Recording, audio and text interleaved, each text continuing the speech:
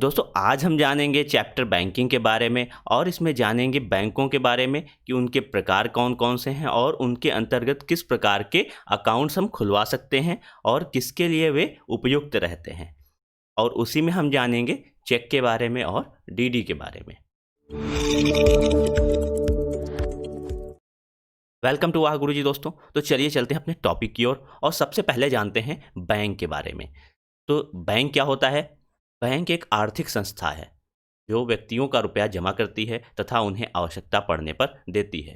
भारत में अनेक बैंक हैं जिनमें कुछ प्रमुख हैं, जैसे एसबीआई हो गई, पीएनबी हो गई और इंडियन बैंक। ये सब जो है प्रमुख हैं और भी बहुत सारी हैं। बैंक हमें विभिन्न प्रकार की सेवाएं उपलब्ध कराते हैं, जैसे रुपया जमा करना या धनराशि पर समय के अनुसार ब्याज देते हैं और हमें आवश्यकता पड़ने पर जो है उधार भी देते हैं, जो एक लोन की तरह होता है जिसे हम ऋण कहते हैं। या फिर जो हमारे बहुमूल्य सामान होते हैं उनके लिए लॉकर की सुविधा देती है या फिर बीमा करवाती है। बीमा के लिए और भी एजेंसियां हैं, लेकिन बैंक भी बीमाएं करवाती है। तो अगर हम व्यवहारिक तौर पर समझें तो सीधा सीधा बैंक का काम होता है रुपयों का लेन और देन। ठीक है, लेन देन दोनों बैंक के कार्य होते हैं और उन्हीं में बैंक हमारी सहायता करती है। वो चाहे एक निचले स्तर का व्यक्ति हो या मध्यम वर्ग का व्यक्ति हो या फिर अमीर व्यक्ति हो, बैंक जो है सबके लिए काम में आती है। जैसे निचले व्यक्ति के लिए जो बहुत सारी योजनाएं चल रही होती हैं वो सभी बैंक से ही चलती हैं, और गरीब लोगों का भी खाता होता है जो जनधन खाता कहलाता है। तो ये इस प्रकार से इनका भी रिलेशन बैंक से हो जाता है। मध्यम वर्गीय अपनी सेविंग करती है और उसे जमा करती है या फिर लॉकर की सुविधा ले सकती है, मान लीजिए कुछ भी बहुमूल्य सामान है उसका। और अमीर परिवार को तो बैंक की आवश्यकता होती ही होती है। तो इस प्रकार से जो हमारा समाज है उसका जहाँ पर रुपयों की बात आ जाती है वहाँ पर वह पूर्ण रूप से बैंक पर ही टिका रहता है। तो इस प्रकार से ये हुआ बैंक के बारे में। अब आगे देखते हैं बैंक के प्रकार। तो सबसे पहली बैंक, जो सबसे बैंकों का बैंक जिसे कहा जाता है, वो है भारतीय रिजर्व बैंक, जिसे हम कहते हैं आरबीआई। प्रत्येक नोट जो होते हैं हमारे, सब पर आपने लिखा देखा होगा भारतीय रिजर्व बैंक। तो ये बैंकों का बैंक है जो बैंक के ऊपर अपना काबू रखता है, उसे हम भारतीय रिजर्व बैंक कहते हैं। जिसके बारे में थोड़ी बात कर लेते हैं। तो इसकी स्थापना जो हुई वो हुई 1 अप्रैल 1935 ईस्वी में। और यह किस एक्ट के तहत हुई थी? ये एक्ट था आरबीआई एक्ट 1934। एक्ट था 1934, स्थापना हुई थी 1935 में। इसमें आप कंफ्यूज मत होइएगा। फिर दूसरी आती है वाणिज्यिक बैंक, अर्थात कॉमर्शियल बैंक्स। तो कॉमर्शियल बैंक्स में कौन कौन सी आती हैं हमारी? जैसे आईसीआईसीआई हो गई या एचडीएफसी हो गई या एक्सिस बैंक है। ये सब जो है हमारी वाणिज्यिक बैंक में आती हैं। फिर बात आती है सहकारी बैंक की। इसमें नेशनलाइज्ड बैंक और कोऑपरेटिव बैंक और जो नेशनलाइज्ड बैंक हैं वो आती हैं। तो नेशनलाइज्ड बैंक कौन कौन सी हैं? अभी मैंने बात की थी, जैसे पीएनबी हो गई आपकी, और बीओआई हो गई, और इंडियन बैंक हो गई। ठीक है, तो ये सब आती हैं आपकी कोऑपरेटिव बैंक, सहकारी बैंक, यानी फिर नेशनलाइज्ड बैंक और कोऑपरेटिव बैंक जो आपकी ग्रामीणों में भी होती हैं, जैसे इन्हें बोलते हैं आरआरबी, रूरल बैंक भी बोलते हैं उनको। तो ये सब जो आती हैं ये आपके इसके अंतर्गत आ जाती हैं। फिर एक ये है राष्ट्रीय कृषि एवं ग्रामीण विकास बैंक, जिसे हम कहते हैं नाबार्ड, NABARD, एन से national bank of agricultural and rural development. ये होता है इसका फुल फॉर्म।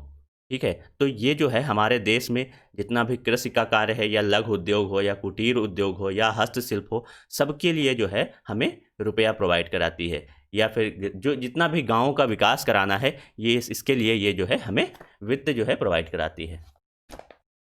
इसका मेन उद्देश्य ही यही है कि ग्रामीण क्षेत्रों को समृद्ध बनाना है, इसीलिए उसका विकास करने के लिए इसकी स्थापना की गई थी। तो ये हो गए हमारे बैंकों के प्रकार। अब बात कर लेते हैं बैंकों के आखिर कार्य क्या हैं। तो सबसे पहला कार्य जो होता है जमाएं स्वीकार करना, जिसे हम बोलते हैं डिपॉजिट।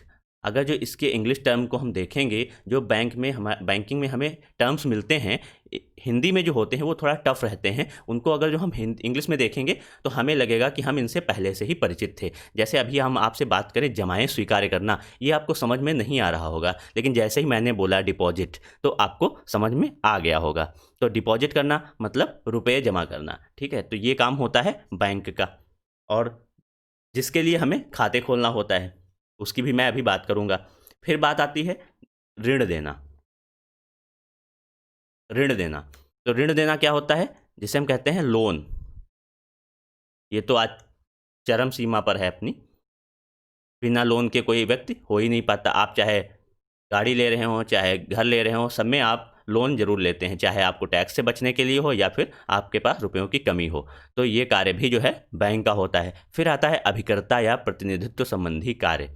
इन कार्यों में क्या आता है, इन कार्यों में आता है जैसे आप मान लीजिए चेक या बिल है, उसका भुगतान करना है। एक तो भुगतान हो गया, ये भी बैंक के द्वारा होता है, और दूसरा हम कहें कलेक्शन, तो ये भी बैंक के ही द्वारा होता है। और क्या होता है, मान लीजिए हमें कोई वित्तीय सलाह चाहिए, वित्तीय सलाह चाहिए, तो हमारे लिए बैंक वित्तीय सलाहकार का काम करती है। तो ये सब क्या है, और या फिर बात कर लें हमको रुपए ट्रांसफ़र करने हो, तो तब भी हम बैंक के ही पास जाते हैं। तो ये सब बैंक के अभिकर्ता या प्रतिनिधित्व संबंधी कार्यों में आते हैं। फिर बात आती है साख निर्माण। ये क्या है, साख निर्माण होता है क्रेडिट क्रिएशन। क्या होता है, क्रेडिट क्रिएशन। अब इसमें क्या करेंगे, इसमें होता है जैसे मान लीजिए बैंक के पास रुपया आया, मतलब जमा कर लिया, ये हो गई बैंक, और फिर इसको जो है उसने ऋण के रूप में दूसरे को दे दिया। अब जब यह ब्याज इसको देगा, जमा करेगा जब, तो ब्याज भी देगा, और तब वह जमा हो जाएगा, और फिर से किसी को ऋण की ज़रूरत होगी तो फिर से ये सर्कुलेशन होता रहता। मान लीजिए कोई आया, जमा किया, और दूसरे को ऋण मिल गया, फिर ये आया, फिर इसने जमा कर दिया, और फिर दूसरे को ऋण चाहिए तो वो लेकर गया। जब जमा कोई करता है तो जमा करने वाले को ऋण इधर से बैंक से ब्याज दिया जाता है, और कोई ऋण लेता है या लोन लेता है तो बैंक को ब्याज मिलता है उस व्यक्ति से। तो ये जो आपकी क्रियाविधि है, ये जो क्रिया है जमा करने की और ऋण देने की, यही कहलाती है साख निर्माण। और इसमें कुछ जो है आप इसमें रिजर्व रखना पड़ता है बैंक को। ये सब थोड़ा डीप बातें हैं, इतना आपके सिलेबस में नहीं है, तो ऊपर ऊपर आप जान लीजिए। जो ये क्रिया रहती है यही जो है साख निर्माण कहलाती है। अब विविध कार्यों में क्या आते हैं, और भी कई कार्य होते हैं बैंक के, जैसे आपका विदेशी विनिमय हो गया, या किसी प्रकार की आपको सूचना देनी है आपके खाते से संबंधित, या और भी सूचनाएं बैंक को आपके तक पहुंचानी होती हैं।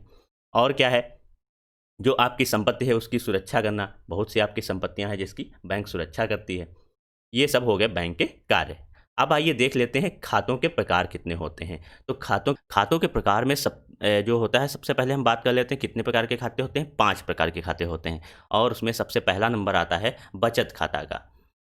सबसे ज़्यादा जो है, जो चलन में रहता है, बचत खाता ही रहता है। इसके हम कहते हैं सेविंग अकाउंट। लगभग सबका खुला होता है ये। इसमें जो है ख़ास बात क्या होती है कि इस पे हमें ब्याज मिलता है। जो रुपया जमा होगा, जितने टाइम तक जमा होगा उस हिसाब से हमें रुपया मिलता है ब्याज का। लेकिन इसमें हम जो है ट्रांजैक्शन की लिमिट होती है, ट्रांजैक्शंस की जो है कुछ लिमिट्स होती हैं, तो उससे ज़्यादा हम ट्रांजैक्शंस नहीं कर सकते हैं। साथ ही में हमें इसमें चेकबुक, आपका जो है इसमें चेकबुक,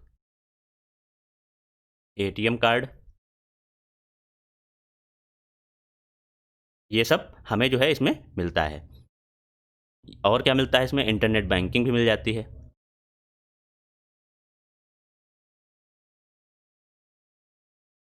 अब बात करते हैं चालू खाता की, जिसे हम कहते हैं करेंट अकाउंट। करेंट अकाउंट, ये क्या होता है, ये अधिकतर जो है व्यापारी लोगों के लिए होता है, जिनको जो है दिन में कई बार ट्रांजैक्शंस करने होते हैं। तो इसमें क्या होता है, ब्याज मिलता ही नहीं है। सबसे पहली बात, इसमें ब्याज मिलता ही नहीं है। हाँ, लेकिन ट्रांजैक्शंस आप जो है कितनी बार भी कर सकते हैं, ये जो है इसमें अलाउ रहता है। और सबसे अच्छी बात इस खाते की ये होती है कि इसमें आपको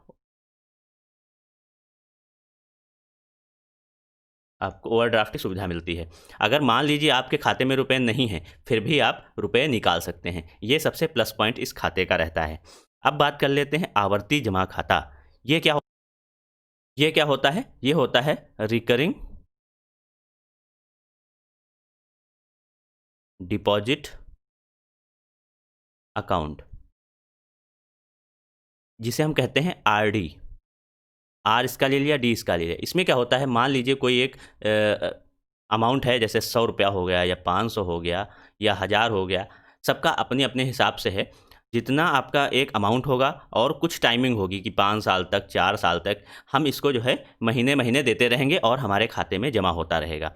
इसमें जो है हमें ब्याज जो है बचत खाते से ज़्यादा मिलता है, ठीक है। और जब टाइम पूरा हो जाता है, ये टाइम लिमिट पूरी हो जाती है, तो ब्याज के साथ हमें रुपया मिल जाता है। ये रहता है आपका आवर्ती जमा खाता, जिसे हम आरडी या रिकरिंग डिपॉजिट अकाउंट कहते हैं।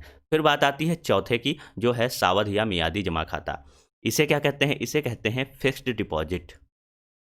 फिक्स्ड डिपॉजिट इसे ही कहते हैं एफडी। जब हमारे पास रुपया ज़्यादा हो जाता है तो हम उसका जो है एफडी करा देते हैं, अर्थात हम उसको फिक्स करा दिए कि हमें ये 8 साल बाद लेना है या 5 साल बाद लेना है। एक धनराशि को फिक्स करा दिया कुछ सालों के लिए, उसके बाद हमें जो है उस पर ब्याज सहित रुपया मिल करके हमें पूरी धन वापस हो जाता है। तो सबसे ज़्यादा ब्याज जो है हमें इसी पर मिलता है, सबसे ज़्यादा ब्याज इसी पर मिलता है, क्योंकि ये इतने सालों के लिए फिक्स हो गया है, ठीक है। अब इसमें हमें कुछ नहीं बोलना, इसमें क्या है, हम पर मंथ जो है देते रहते हैं, धीरे धीरे करके देते रहते हैं, इसमें इकट्ठे ही दे देते हैं, तो इसमें ब्याज हमें ज़्यादा मिलता है। अब पाँचवें खाते की बात कर लेते हैं, ये रहता है अवयस्क का खाता। जो बच्चा अवयस्क है उसका भी खाता खुल सकता है, लेकिन शर्त क्या है, 12 वर्ष से ऊपर होना चाहिए और 18 वर्ष से नीचे भी है तब भी चलेगा। तो यह खुद भी खुलवा सकता है या अभिभावक के साथ मिलकर खुलवा सकता है। तो ये अवयस्क का खाता हो जाता है। इस प्रकार ये हमने देखे खातों के प्रकार। आइए अब देख लेते हैं बैंक मांग पत्र, जिसे कहते हैं बैंक डिमांड ड्राफ्ट। यही होता है हमारा डीडी। जब आपको फीस जमा करना होता है तो अधिकतर कॉलेज या डाइट जो है डीडी की ही डिमांड करते हैं। तो ये क्या होता है, डाकघरों में मनी ऑर्डर की तरह ही बैंकों द्वारा डिमांड ड्राफ्ट जारी किया जाता है। इसके द्वारा पैसा एक स्थान से दूसरे स्थान पर ले जाया जा सकता है। इसके द्वारा पैसा एक स्थान से दूसरे स्थान तक कैसे ले जाया जा सकता है? हम कैश नहीं लेकर जाएंगे, लेकिन ये डीडी आपको एक चेक जैसा मिल जाएगा, वो आप लेकर जाएंगे तो वो आपका उतने पैसे के ही बराबर होगा, लेकिन ये सेफ होगा। कैसे? मान लीजिए आपको 10,000 रुपये देने हैं किसी को, उसी के नाम की डीडी बन गई, अब आप इसको लिए जा रहे हैं, ये आपसे कोई नहीं ले सकता, क्योंकि इसके जो रुपए होंगे बस सिर्फ उसी के अकाउंट में जाएंगे जिसका इस पर नाम लिखा होगा, तो आपको कैश ले जाने की आवश्यकता नहीं रहती है। तो यही उसका कहने का मतलब है, एक स्थान से दूसरे स्थान पर ले जाया जा सकता है। यह बैंक की एक शाखा द्वारा दूसरी शाखा को एक आदेश होता है। धन भेजने वाला व्यक्ति निर्दिष्ट राशि बैंक को देकर ड्राफ्ट बनवाता है। दूसरे बैंक शाखा द्वारा बैंक मांग पत्र नामित व्यक्ति को उस ड्राफ्ट की निर्दिष्ट राशि प्रदान कर दी जाती है। इस बैंक में हमने रुपया दे दिया, इसने हमें क्या दे दिया, ड्राफ्ट दे दिया, ठीक है, और यहाँ पर नाम लिख लिया जिसके नाम की है, इसको हमको रुपया देना है। फिर जब यह इस बैंक में दूसरी बैंक में जाएगी तो इस बंदे के अकाउंट में रुपया पहुँच जाएगा। ये इसका काम होता है। अब आइए देख लेते हैं, जब हमको बैंक से रुपए निकालने होते हैं तो उसकी हमारे पास कौन कौन सी विधियां हैं। तो सबसे पहली विधि आती है आहरण फॉर्म द्वारा। ये तो बहुत कठिन है, ये क्या होता है? जी हाँ, ये आप जानते हैं, इसे ही कहते हैं विथड्रॉल। ये तो जानते होंगे, बिल्कुल जानते होंगे। तो वही है आहरण फॉर्म द्वारा। इसमें क्या होता है, एक फॉर्म दे दिया जाता है, उसमें आप पूरी डिटेल फिल कर दीजिए और बैंक काउंटर पर दे दीजिए, आपको कैश मिल जाता है। फिर दूसरा आता है चेक द्वारा। ये देखिए चेक बनी हुई है और जिसको देना है उसका यहाँ पर नाम लिख दीजिए और रुपए लिख दीजिए, यहाँ पर अंकों में लिख दीजिए, फिर डेट डाल दीजिए आप और यहाँ पर साइन हो जाते हैं। ये आपका चेक द्वारा रुपये निकालना हो जाता है। फिर बात कर लेते हैं चेक के प्रकार कौन कौन से होते हैं। ये कई प्रकार के होते हैं। सबसे पहला आता है वाहक चेक, जिसे कहते हैं बियरर चेक। ये सबसे जो है रिस्की होता है। क्यों होता है? जिसके हाथ में ये चेक होगा रुपया उसी का है। इसमें आसानी क्या है, मान लीजिए जिसको रुपए लेने हैं वो जाए या उसका कोई कैंडिडेट जाए, रुपए उसको मिल जाएंगे। इसमें लिखा होता है बियरर, ठीक है। तो जिसके हाथ में चेक होगा उसको अमाउंट दे दिया जाता है, ना आईडी की ज़रूरत होती है ना किसी और चीज़ की। और दूसरा आता है रेखांकित चेक, क्रॉस चेक। ये सबसे सेफ रहता है। कैसे? आइए देख लेते हैं। इसमें क्या करते हैं, ये जो बना हुआ है यहाँ पर 2 क्रॉस कर देते हैं और उसके अंदर लिख देते हैं अकाउंट पेई। तो ये जिसका अकाउंट यहाँ पर दिया गया होगा, जिसका नाम दिया गया होगा, उसी के अकाउंट में रुपए जाते हैं, किसी और के अकाउंट में नहीं जा सकते हैं, ठीक है। तो ये हो जाता है क्रॉस चेक, ये सबसे सेफ रहता है। फिर बात आती है आदेश चेक की। आदेश चेक में क्या होता है, आपका बियरर चेक जैसा है, लेकिन इसमें क्या रहता है, इसमें आपको आईडी की ज़रूरत रहती है। इसमें आपको आईडी की ज़रूरत रहती है और उसी कैंडिडेट को लेकर जाना होता है काउंटर के पास चेक, जिसका उस पर नाम लिखा होता है, कोई भी नहीं ले जा सकता है। लेकिन हाँ, बियरर चेक आपका मान लीजिए है, जैसे यहाँ देखिए ऑर्डर चेक लिखा है, तब तो ये ऑर्डर चेक है, लेकिन कभी कभी यहाँ पर बियरर चेक लिखा होता है। जो बियरर चेक होते हैं उसको हम ऑर्डर चेक कैसे बनाएं, आप मान लीजिए यहाँ पर बियरर लिखा है, एक क्रॉस कर दीजिए तो वो अपने आप ऑर्डर चेक हो जाता है। तो इस प्रकार से हमने देखा कि बियरर चेक को ऑर्डर चेक कैसे बनाया जा सकता है और ऑर्डर चेक और बियरर चेक में अंतर क्या रहता है। तो ये हमारे हो गए चेक के प्रकार। तो अब हम बात कर लेते हैं, एक आप में कन्फ्यूजन होगा कि चेक और डीडी ये दोनों सेम कैसे हैं। तो ये सेम नहीं है, थोड़ा सा डिफरेंस है, दिखते सेम है लेकिन सेम नहीं है। तो आइए देख लेते हैं क्या अंतर रहता है। तो चेक में आपका अकाउंट होना आवश्यक है, ठीक है। डीडी में आपके पास अकाउंट नहीं है, फिर भी आप डीडी बनवा सकते हैं। डीडी में क्या होगा, इसमें सिर्फ आप अकाउंट में रुपए ले सकते हैं, अकाउंट में रुपए ले सकते हैं, चेक से आप कैश भी ले सकते हैं, ठीक है। ये इसमें सुविधा होती है, डीडी में ये सुविधा नहीं होती है। डीडी है टाइम कम लेता है आपका और चेक में टाइम लग जाता है। ये सब इसके अंतर रहते हैं। तो अपनी अपनी जगह सबका यूज है। तो ये हमने देखा चेक और डीडी में अंतर। तो दोस्तों उम्मीद करते हैं आपको ये वीडियो पसंद आई होगी, तो प्लीज़ इसे लाइक कीजिए, शेयर कीजिए और हमारे चैनल को सब्सक्राइब कीजिए। Thank you.